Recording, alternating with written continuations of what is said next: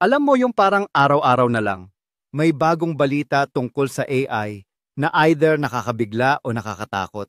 Kesyo kukunin daw yung trabaho natin, kalat ng fake news, tapos take over na raw ng mundo. Pero teka, ano nga ba talaga ang AI? Artificial Intelligence daw.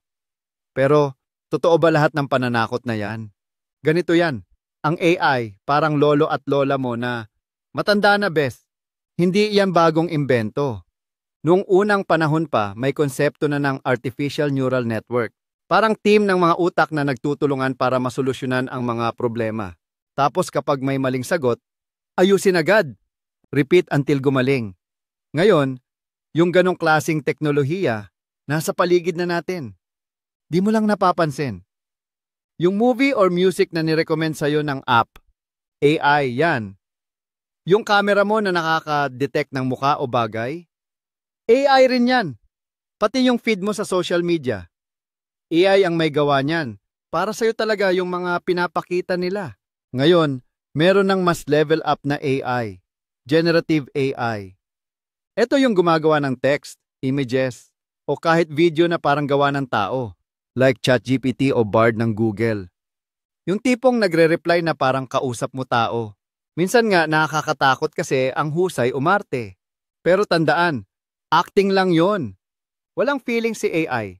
Hindi siya marunong magmahal o magalit. Parot na marunong lang tumiming ng sagot. Kaya kung magtanong ka sa AI ng seryosong tanong, like, dapat ba tayong kabahan sa AI? Magbibigay siya ng matino at parang makataong sagot. Pero wag ka agad maniwala na alam niya talaga ang sinasabi niya. Kasi kahit tunog matalino, wala namang konsensya o pakiramdam yang si AI.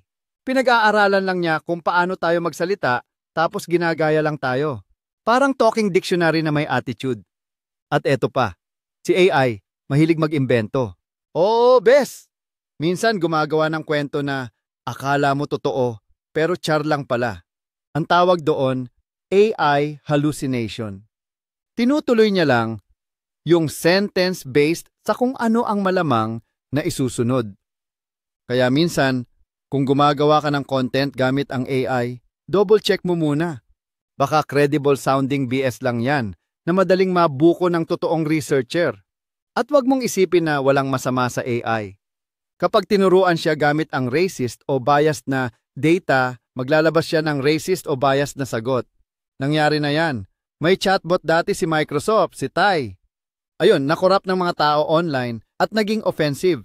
Kailangan talaga may ethics na built-in sa AI. Dapat may safeguards.